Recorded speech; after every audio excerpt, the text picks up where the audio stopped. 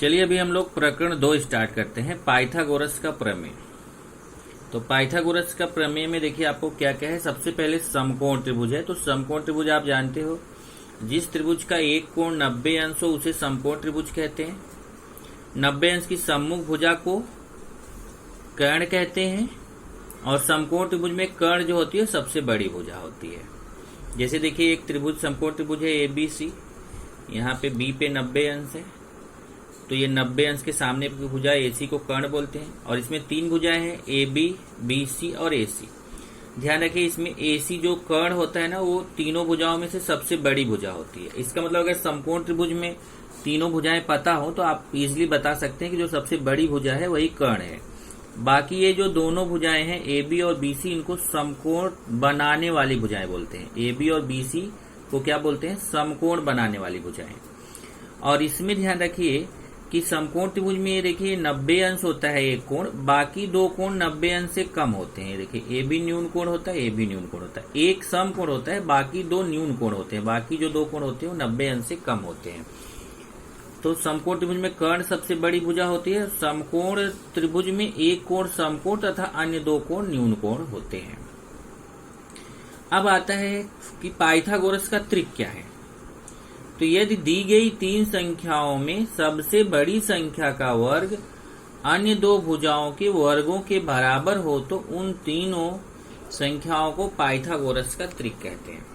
अगर मान लीजिए कि आपको ऐसे 3 भुजाओं के मान दिए गए हैं, उसमें जो सबसे बड़ी भुजा का वर्ग है उसका अकेले का मान अन्य दो भुजाओं के वर्गों के योगफल के बराबर आ जाए तो उन तीनों संख्याओं को बोलेंगे पाइथागोरस का त्रिक। अब है हेडिंग समकोण त्रिभुजों की समरूपता। तो समकोण त्रिभुजों की समरूपता क्या है? समकोण त्रिभुज में कर्ण पर खींचे गए शीर्षलंब से निर्मित दोनों त्रिभुज परस्पर मूल समकोण त्रिभुज के समरूप होते हैं। अर्थात त्रिभुज ABC में अगर कोण ABC 90 अंश तथा रेख AD लंब है कर्ण AC पर, तो त्रिभुज ABC समरूप त्रिभुज ADB समरूप त्रिभुज BDC। इसको समझिए क्या बोल रहा है, यहाँ डायग्राम से मैं समझाता हूँ। जैसे एक समकोण त्रिभुज है ABC, यहाँ पे कोण B 90 अंश है। अब ये जहां पे 90 अंश है, अगर वहां उसके सामने की भुजा AC को क्या बोलेंगे? कर्ण बोलेंगे। तो त्रिभुज ABC समकोण त्रिभुज है, कोण B पे 90 अंश बन रहा है और B से और B के सामने कोण B के सामने की भुजा AC को कर्ण बोलेंगे। अगर इस समकोण बनाने वाले शीर्ष बिंदु से कर्ण पर लंब डाल दे, मतलब BD जो है AC पर लंब है। लंब का मतलब समझते हो कि BD जा करके यहाँ पे दोनों तरफ 90-90 का कोण बनाएगा। तो यहाँ आपको 3 समकोण त्रिभुज दिख रहे हैं। एक समकोण त्रिभुज ABC है, दूसरा समकोण त्रिभुज ADB है और तीसरा समकोण त्रिभुज BDC है। ये तीनों समकोण त्रिभुज आपस में समरूप होते हैं। अगर आप अपने टेक्स्ट बुक में जाके देखेंगे तो आपके टेक्स्ट बुक में इसको सिद्ध भी किया है। टेक्स्ट बुक में पेज नंबर 33 पर देखेंगे तो इसको सिद्ध किया है कि समकोण त्रिभुज में कर्ण पर खींचे गए शीर्षलंब से निर्मित दोनों त्रिभुज परस्पर तथा मूल समकोण त्रिभुज के समरूप होते हैं। तो यहाँ पे दत्त दिया है कि एक त्रिभुज ABC है। इस त्रिभुज ABC में कोण ABC 90 अंश, मतलब कोण B 90 अंश है और BD जो है AC पर लंब है और ADC एक रेखी है। इतना तो दत्त है। तो साध्य सिद्ध क्या करना है? सिद्ध करना है कि ये जो ABC त्रिभुज है वो ADB के समरूप होगा, यही ABC त्रिभुज BDC के भी समरूप होगा और ये जो ADB और BDC है ये भी आपस में समरूप होंगे। मतलब जो 3 त्रिभुज बन रहे हैं, एक त्रिभुज ABC, दूसरा ADB, तीसरा BDC, ये तीनों त्रिभुज आपस में समरूप होंगे। ये देखिए यहाँ पे साध्य हो गया और इसकी उत्पत्ति भी यहाँ पे करके दिखाया है। बहुत आसान है, कोको कसौटी से कर सकते हैं आसानी से। कैसे? देखिए एक मैं बता देता हूं। जैसे त्रिभुज ABC अगर लें, त्रिभुज ABC और त्रिभुज ये देखिए ये पूरा बड़ा त्रिभुज लें और ये छोटा त्रिभुज ABD, ऊपर वाला त्रिभुज छोटा वाला। तो आसानी से देखिए त्रिभुज ABC में कोण B 90 अंश है और त्रिभुज ADB में कोण D 90 अंश है। तो कोण B सर्वांग समकोण D के हो गया। और त्रिभुज ABC में भी कोण A है और त्रिभुज ADB में भी कोण A है। कोण A सामान्य कोण हो गया। तो कोको कसौटी से दोनों त्रिभुज समरूप हो गए। सेम इसी तरीके से ये बड़े त्रिभुज और इस छोटे त्रिभुज को लेंगे तो कोण B और कोण D 90 अंश यहाँ पे कोण सी सामान्य कोण हो जाएगा, तो बड़ा वाला त्रिभुज इस छोटे वाले त्रिभुज के समरूप हो जाएगा। और ऐसे ही इन दोनों को भी हम समरूप दिखा सकते हैं। इन दोनों को समरूप दिखाने के लिए भी हम कोको कसौटी का यूज कर सकते हैं, बराबर। तो यहाँ पे देखिए वही चीज किया है, लेकिन हमें जरूरत नहीं है बाकी इन दोनों को दिखाने का, क्योंकि जब त्रिभुज एबीसी जो है इस वाले त्रिभुज के समरूप हो गया और यही त्रिभुज एबीसी इस वाले त्रिभुज के भी समरूप हो गया, तो आपस में तीनों अपने आप समरूप हो गए, तो हमें इसको दिखाने की जरूरत ही नहीं है। तो वही देखिए समीकरण 1 में एबीसी एडीबी के समरूप है और समीकरण 2 में एबीसी बीडीसी के समरूप है। तो समीकरण 1 और 2 को मिला के बोल सकते हैं कि एबीसी बीडीसी और एडीबी तीनों आपस में समरूप हो जाएंगे। इसी में एक है ज्यामितीय माध्य का प्रमेय। समकोण त्रिभुज में शीर्ष बिंदु से समकोण शीर्ष बिंदु से कर्ण पर खींचा गया लंब रेखाखंड कर्ण द्वारा विभाजित होने वाले रेखाखंडों का ज्यामितीय माध्य होता है। तो इसका देखिए उत्पत्ति दिया है, दत्त साध्य नहीं दिया, दत्त साध्य आपको लिखना चाहिए। दत्त साध्य में आपको वही लिखना है जो यहाँ पे लिखे हो। इसका देखिए, इसका दत्त और साध्य नहीं, साध्य अलग रहेगा, इसका जो दत्त है वही, और साध्य में आपको क्या लिखना है कि ये देखिए क्या बोल रहा है कि अगर ये मान लीजिए एक समकोण त्रिभुज है आर पी क्यू आर, अब नाम आप अपने मन से कुछ भी रख सकते हो। एक समकोण त्रिभुज है पी क्यू आर, यहाँ पे समकोण शीर्ष बिंदु से कर्ण पर लंब डाला गया क्यू एस। तो ये क्या बोल रहे हैं कि ये जो क्यू एस का मान है वो होगा, यह जो समकोण बनाने वाली भुजाओं के दो भाग हैं। कौन कौन सा भाग है देखिए, समकोण है, सॉरी जो समकोण जो कर्ण के दो भाग है, कर्ण के दो भाग क्या क्या है, एक आर एस है और एक पी एस है।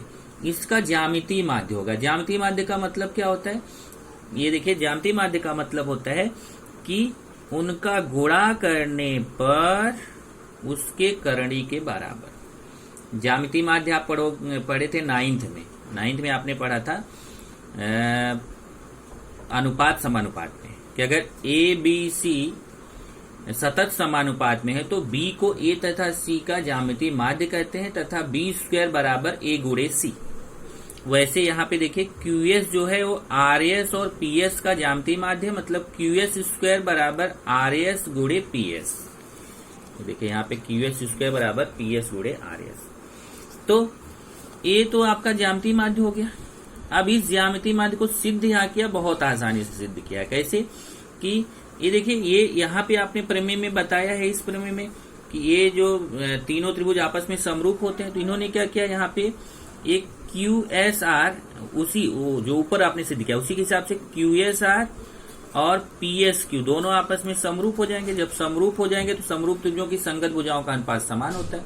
इसकी संगत भुजाओं का अनुपात समान कर लिया, तिर्यक गुणा कर लिया, आपका आंसर आ जाएगा। इस तरीके से ये आपका ज्यामितीय माध्य का प्रमेय है। इसको मैंने यहाँ पे सूत्र के रूप में लिख के आपको दिया है, ज्यामितीय माध्य का प्रमेय।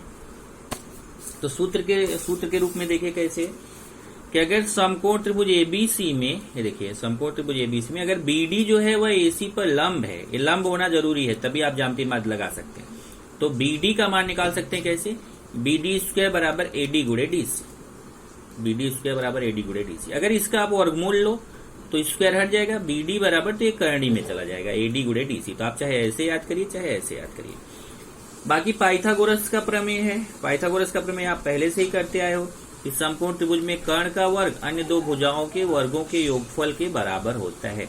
अर्थात त्रिभुज एबीसी में अगर कोण एबीसी 90 अंश है, अगर ये 90 अंश है तो आप जानते हो पाइथागोरस प्रमेय से AC स्क्वायर बराबर AB square plus BC square. लेकिन यहाँ पे एक पाइथागोरस प्रमेय का विलोम भी है, जरा ये ध्यान रखें। अभी तक आप पाइथागोरस प्रमेय पढ़े हो, लेकिन पाइथागोरस प्रमेय का विलोम आप जरा देखिए क्या है, क्या फर्क है पाइथागोरस प्रमेय और पाइथागोरस प्रमेय के विलोम में। देखिए पाइथागोरस प्रमेय, पाइथागोरस प्रमेय का विलोम, तो फर्क मैं आपको बता रहा हूं, ध्यान से सुनिए।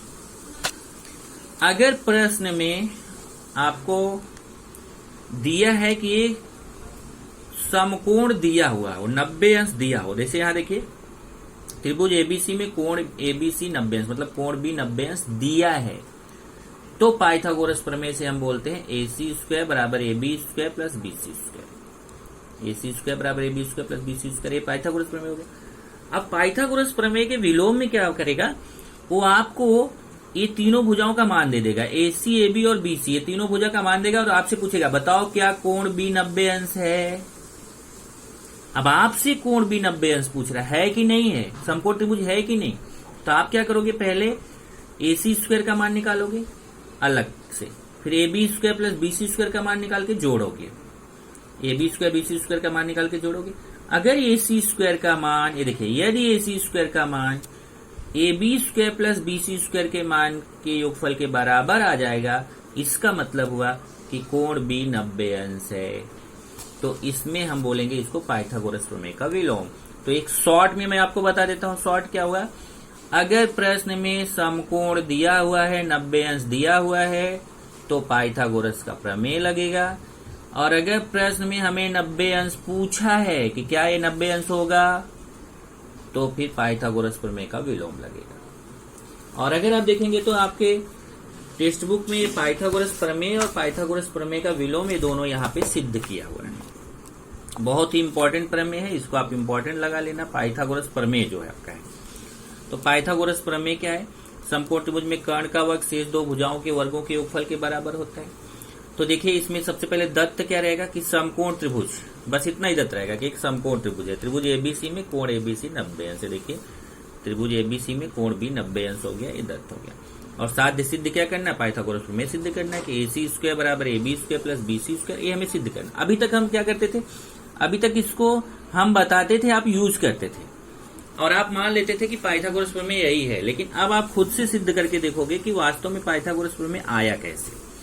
तो यहाँ देखिए रचना किया गया है, रचना क्या है, बिंदु B से AC पर लंब डाला गया, BD जो है AC पर लंब है। ये बस रचना में यही लिखेंगे, बिंदु B से भुजा AC पर लंब BD खींचा गया है और यहाँ पे ADC एक रेखी है। देखिए ADC जो है एक रेखी है।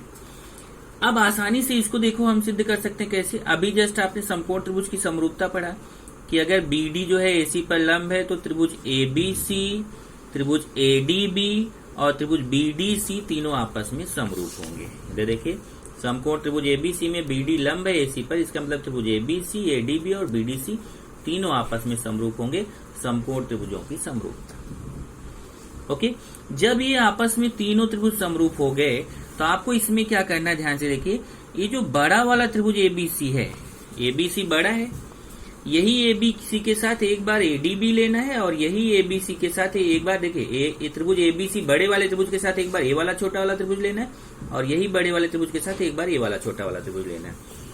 ये देखिए त्रिभुज ABC के साथ एक बार ADB लेना है और त्रिभुज ABC के ही साथ एक बार BDC लेना है। मतलब बड़े त्रिभुज के साथ पहला छोटा त्रिभुज, बड़े त्रिभुज के साथ दूसरा छोटा त्रिभुज।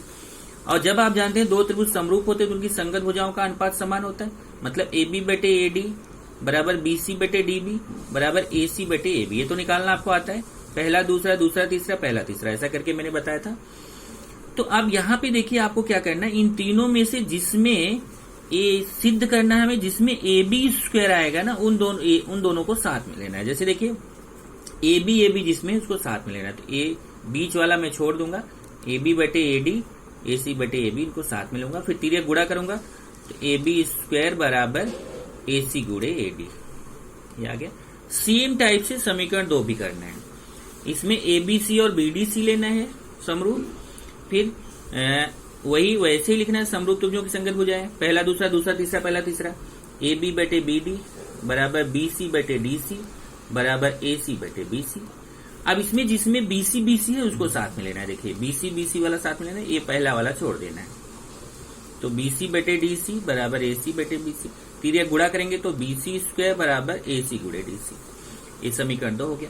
अब समीकरण 1 और 2 को जोड़ने पर, क्यों जोड़ेंगे, देखिए क्योंकि यहाँ देखिए AB स्क्वायर आ गया, BC स्क्वायर आ गया, समीकरण 1 से हमें AB स्क्वायर आ गया, AB स्क्वायर का मान आ गया और समीकरण 2 से BC स्क्वायर का मान आ गया। तो यहाँ देखिए दोनों को प्लस किया गया, तो दोनों को जोड़ने पर, समीकरण 1 तथा 2 का योग करने पर, तो बायां बाएं से जुड़ेगा, दायां दाएं से। देखिए AB square plus BC square बायां बायां जुड़ गया बराबर AD गुणे AC प्लस DC गुणे AC, दायां दायां जुड़ गया। अब इसमें देखेंगे तो AC दोनों में कॉमन है, तो बचेगा AD प्लस DC। ये देखिए AC कॉमन लेंगे तो यहाँ AD बचेगा, यहाँ DC। अब डायग्राम में देखेंगे कि AD में अगर DC जोड़ेंगे तो क्या होगा। इधर देखिए अगर आप AD में DC जोड़ दीजिए, ध्यान से देखिए AD है उसमें अगर DC जोड़ दें तो पूरा AC मिल जाएगा। तो यहाँ देखिए एडी में डीसी जोड़ेंगे तो एसी मिल जाएगा, तो एडी प्लस डीसी की जगह एसी लिख दिया। ए वाला एसी पहले से ही है और यहाँ गुणे का निशान छिपा हुआ, एडी में डीसी जोड़ेंगे तो एसी आएगा, एसी में एसी का गुणा करेंगे तो एसी स्क्वायर आ जाएगा। तो देखो सिद्ध हो गया, A B square plus BC square बराबर एसी स्क्वायर। यही आपका पाइथागोरस का प्रमेय है। पाइथागोरस का प्रमेय का विलोम सिद्ध करना है अगर, तो विलोम में क्या है कि हमें एक त्रिभुज दिया रहेगा, ये देखिए यहाँ आपको दो त्रिभुज बना हुआ दिख रहा है, लेकिन वो आपका रचना में है, दूसरा त्रिभुज रचना में आएगा। तो एक त्रिभुज है त्रिभुज एबीसी और हमें सिद्ध करना है कि कोण बी 90 अंश।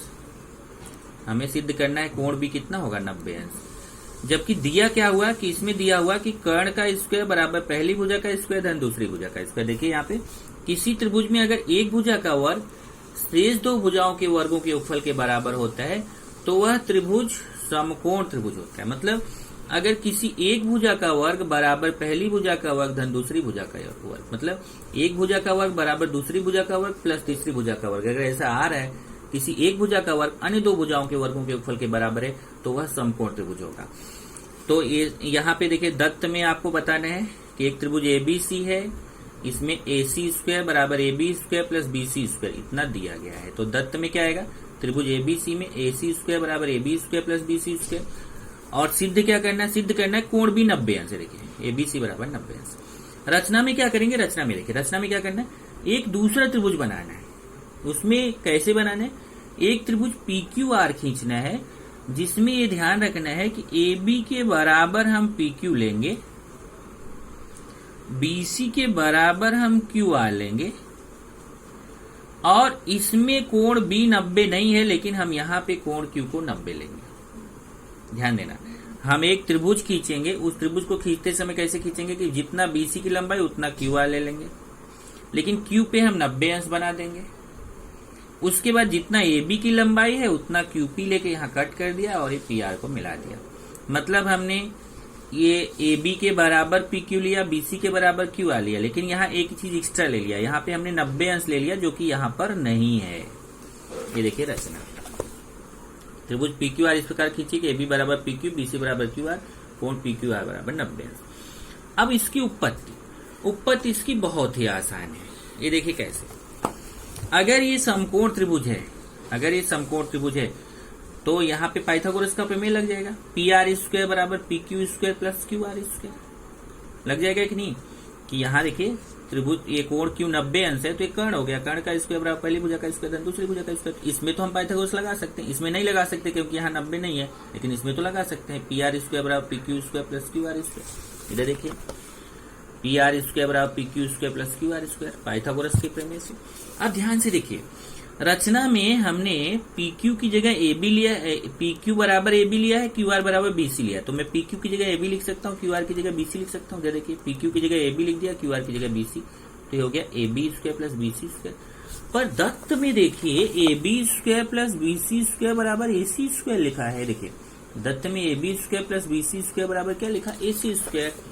तो हम AB square plus BC square की जगह AC स्क्वायर लिख सकते हैं दत्त से। इससे सिद्ध हो गया कि PR स्क्वायर बराबर है AC स्क्वायर के, और जब PR स्क्वायर AC स्क्वायर के बराबर हो गया इसका मतलब PR बराबर हो गया AC के। PR किसके बराबर हो गया, AC के। मतलब हमने PR को AC के बराबर नहीं माना था, हमने केवल AB को PQ के बराबर माना था, BC को QR के, पर ये अपने आप आ गया कि PR भी AC के बराबर है। अब त्रिभुज ABC और त्रिभुज PQR में AB सर्वांगसम है PQ के, BC सर्वांगसम है QR के, ये तो रचना से हो गया, और AC सर्वांगसम PR ये हमने सिद्ध किया। तो भू कसौटी से दोनों त्रिभुज सर्वांगसम हो गए। अब जब भू कसौटी से दोनों त्रिभुज सर्वांगसम हो गए तो अपने आप कोण B कोण Q के सर्वांगसम हो जाएगा। तो कोण Q 90 अंश है तो कोण B भी 90 अंश हो जाएगा। अब ये चीज यहाँ पे इसने शॉर्टकट किया, यहाँ डायरेक्ट सर्वांगसम लिख दिया कि त्रिभुज ABC सर्वांगसम त्रिभुज PQR भू कसौटी से। आप चाहे तो यहाँ बेस्ट तरीका है कि आप त्रिभुज ABC त्रिभुज PQR में AB बराबर PQ, BC बराबर QR, AC बराबर PR, शुरुआत में रचना लिख देना, तीसरे में लिख देना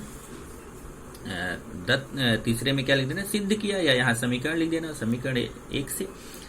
तो इस तरीके से भू कसौटी से दोनों त्रिभुज सर्वांगसम हो गए। और जब दो त्रिभुज सर्वांगसम हो जाते हैं तो उनके अन्य कोण अपने आप सर्वांग सम हो जाते हैं, तो कोण बी कोण क्यू के बराबर हो जाएगा, ये 90 अंश हो जाएगा। इस तरीके से आपका ये बेसिक हो गया, बेसिक मैंने आपको डिस्कस कर दिया।